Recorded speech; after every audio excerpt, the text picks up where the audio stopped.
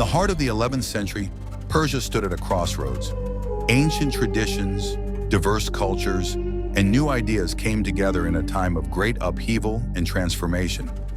The Islamic world was vibrant, a patchwork of empires, kingdoms, and independent states, all vying for power. It was a land where knowledge flourished amidst political strife, where philosophy, science, and mysticism competed for the minds and souls of the people.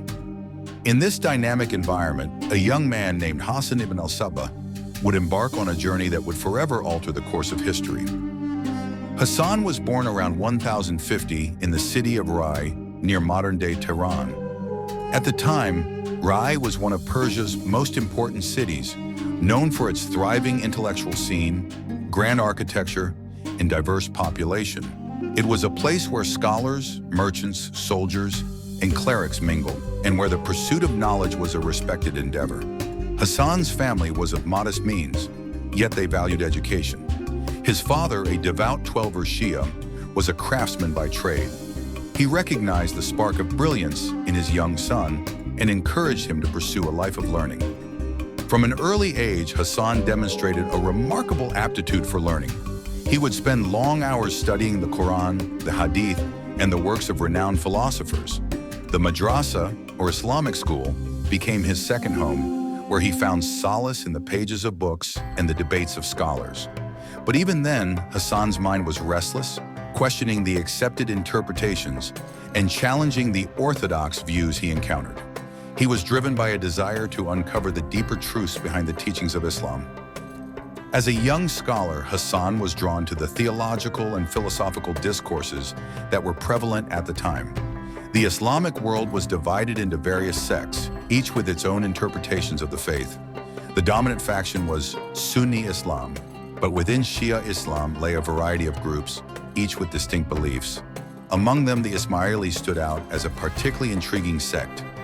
Unlike the mainstream Shia, who followed the line of 12 imams, the Ismailis believed in a hidden imam, who, though invisible, continued to guide his followers through appointed deputies. This concept of a hidden and infallible guide, who would eventually lead the faithful toward a new era of justice, resonated with Hasan. Hasan's fascination with Ismailism did not come without risks. The Ismailis were considered heretical by the dominant Sunni authorities, and open support for their doctrines could lead to persecution, imprisonment, or worse.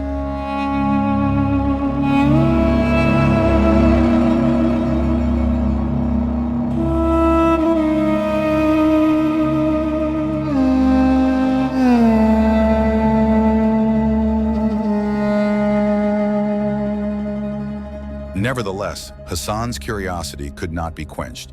He began to meet with secret Ismaili missionaries known as Dais, who traveled in disguise, spreading their teachings to those who were receptive.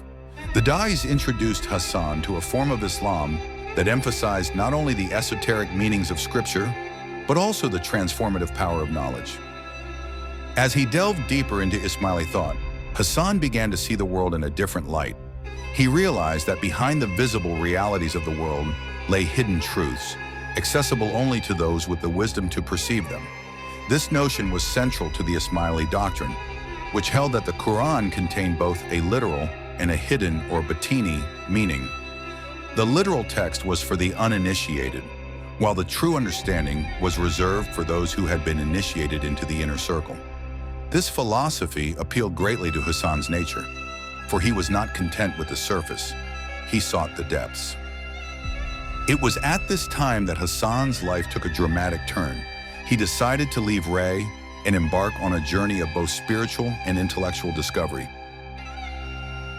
His destination was Cairo, the capital of the Fatimid Caliphate and the center of Ismaili power.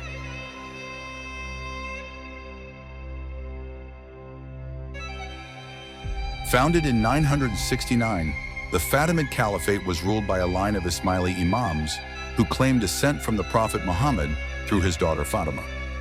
The Fatimids had established a society that valued scholarship and debate, where the caliphs themselves were scholars who participated in religious and philosophical discussions.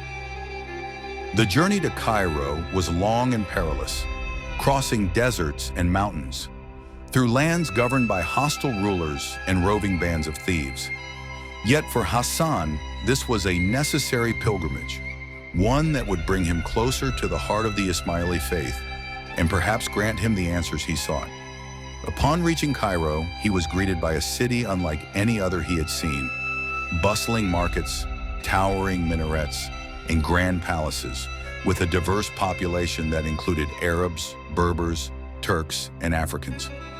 The city was a melting pot of cultures and ideas, and at its heart lay the Dar al-Hikmah, the House of Wisdom, where scholars from across the Islamic world gathered to engage in debate. For Hasan, the House of Wisdom was a paradise of knowledge. Here he encountered not only the great thinkers of the time, but also the writings of ancient Greek philosophers, Persian scholars, and Indian mathematicians. The library contained texts on a wide range of subjects, including theology, philosophy, medicine, mathematics, and astronomy. Hasan immersed himself in study, learning from the greatest minds of his time.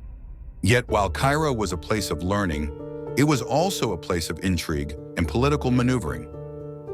Within the Fatimid court, Hasan found himself in the midst of a power struggle.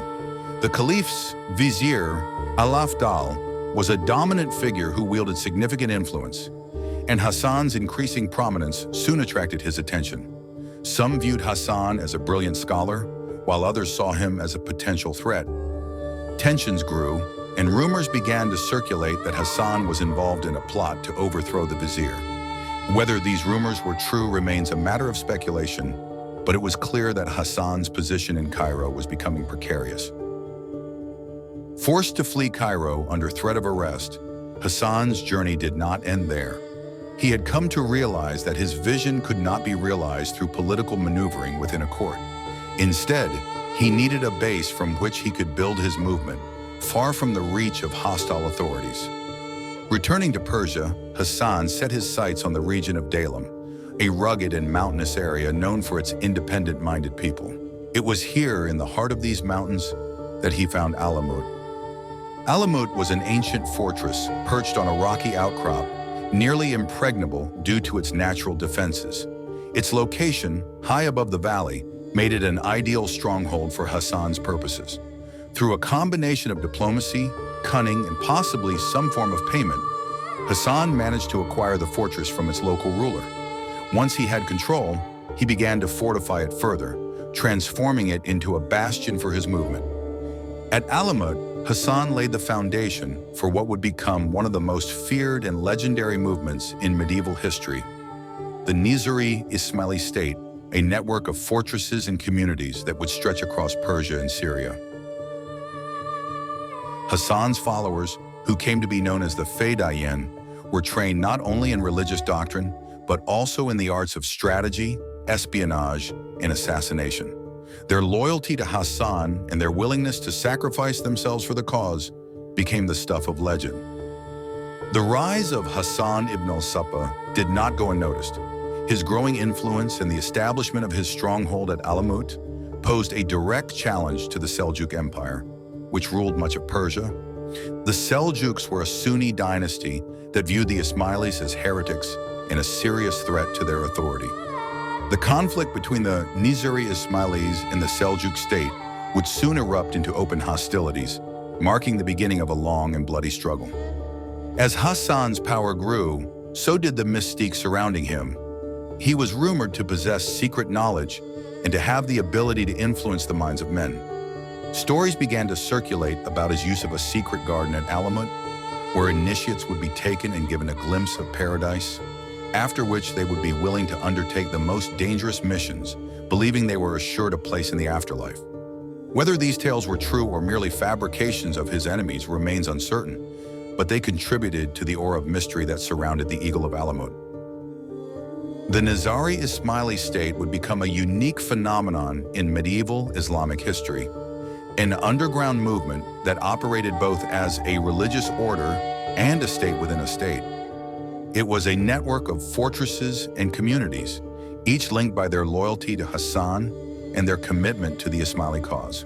From his fortress, Hasan directed his followers, employing both diplomacy and covert operations to expand his influence. The methods he used were often controversial, as he believed that the end justified the means. He saw his mission as a divine mandate, and those who opposed him were obstacles in the path of enlightenment. The story of Hasan ibn al-Sabbah is not merely the tale of a man or a movement. It is the story of an idea that knowledge and faith could be used to reshape society. It is the story of a struggle for power and a quest for deeper truths in a world of shifting alliances and political turmoil.